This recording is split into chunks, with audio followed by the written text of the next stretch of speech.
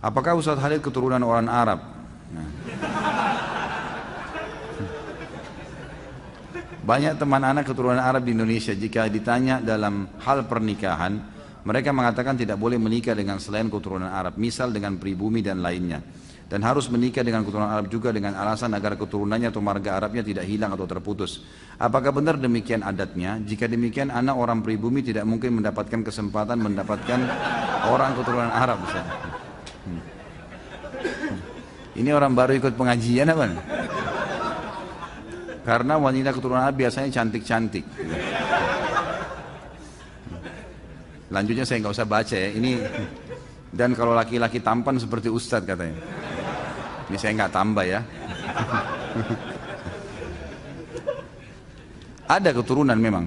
Ya, kakek-kakek saya dari turunan Yaman. Tapi saya sudah pernah bilang teman-teman sekalian. Semua ini marga-marga, suku-suku, bahasa, warna kulit, paras wajah, semua ini adalah variasi kehidupan yang Allah buat. Kita semua dari Adam dan Hawa, gitu kan? Semua dari Adam, tidak ada yang keluar dari Adam dan Hawa. Cuman Allah dengan kemahakuasaannya menunjukkan kebesarannya. Lalu kemudian Allah yang menamakan ini dengan suku-suku tertentu. Itu dulu yang pertama.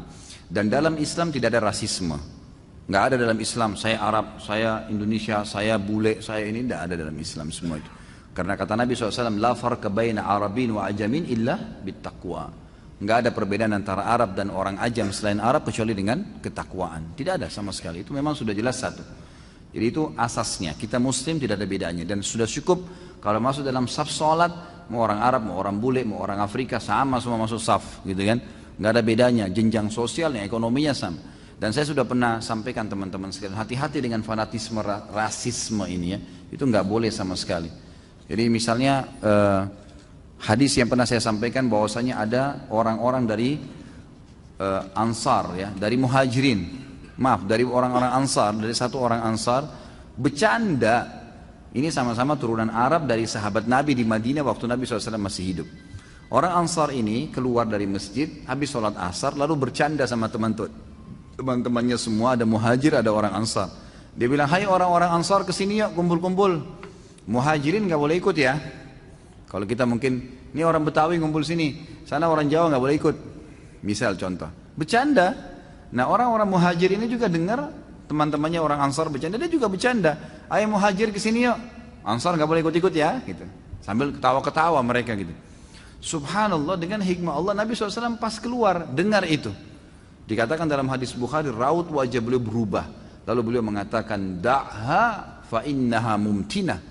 Segera berhentikan ini karena ini penghancuran. Gitu kan?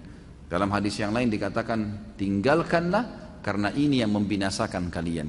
Enggak ada dalam Islam itu. Gitu kan? Ini penting. Termasuk di dalamnya masalah pergaulan, pertemanan, patokannya ketakwaan, pernikahan, semua itu. Cuma memang dalam Islam, khusus masalah pernikahan, kita tidak dipaksa, gitu kan? Boleh menikah dengan siapa saja. Tetapi ada anjuran dalam Islam untuk menikah dengan sepadan namanya. Sepadan itu sekufu. Kufu itu bisa masuk juga maknanya sama makanannya, sama bahasanya, ya gitu. Sama poster tubuhnya, ya, mendekati warna kulitnya. Itu semuanya itu namanya kufu. Kata Nabi SAW begini, wa ankihul akfa'a minkum, menikahlah dan terimalah lamaran orang yang sepadan dengan kalian. Sepadan ini maknanya luas ya, maknanya luas. Saya pernah berikan contoh waktu saya ceramah di Makassar. Ada kurang lebih pertanyaan, bagaimana kalau kami orang Bugis atau orang Makassar ini menikah dengan orang Jawa Ustaz? Sama-sama Muslim, sama-sama Indonesia, tapi tradisi kami berbeda, gitu kan? Tradisi teman-teman di Jawa lain, teman-teman di Sulawesi lain. Ini dalam Islam dibolehin enggak nih? Kalau kami nggak mau nikah sama orang Jawa. Saya jawab, itu boleh dalam Islam. Kalau kita khawatir ada perselisihan yang akan terjadi, karena beda tradisi. Walaupun kita disatukan di bawah naungan Islam. Tapi boleh kalau mau nikah. Boleh tidak menikah, boleh menikah. Itu hak mereka memilih.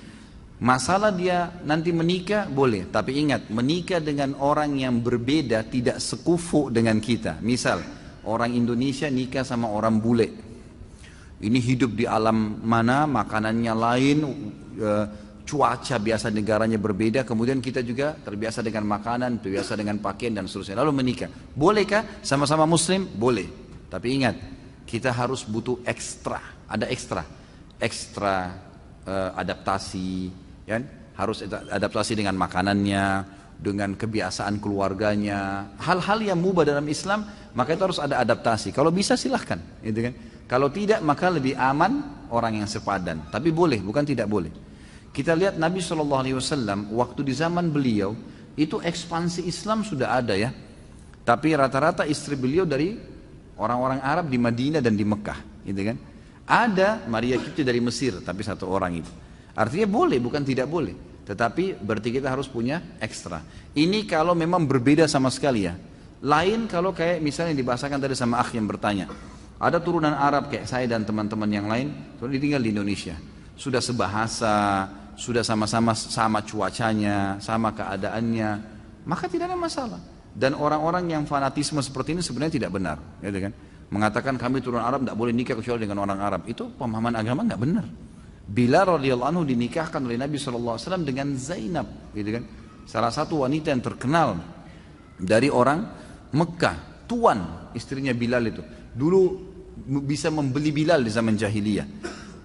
Zaid bin Haritha dinikahkan juga dengan Zainab yang lain, juga ada wanita namanya Zainab. Dua-dua wanita terkenal, orang-orang dari Muhajirin yang terkenal di Mekah. Jadi kayak istri wanita pejabat, tapi dinikahkan oleh Nabi SAW.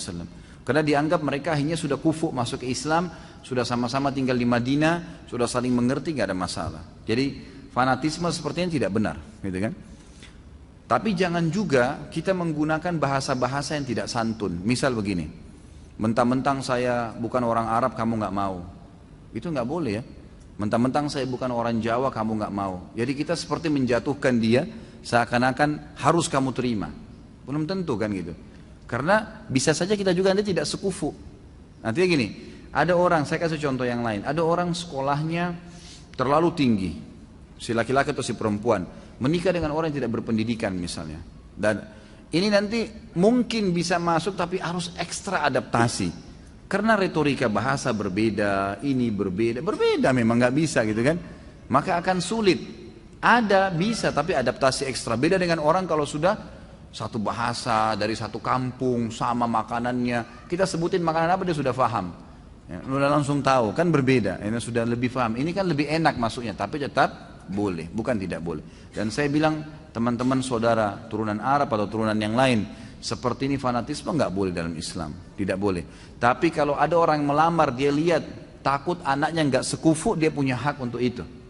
Misal orang ini memang terlalu jauh, tidak mengerti sama sekali keadaan keluarga itu, boleh. Dari manapun dia punya hak untuk itu. Ini mesti difahamin. Allahu a'lam.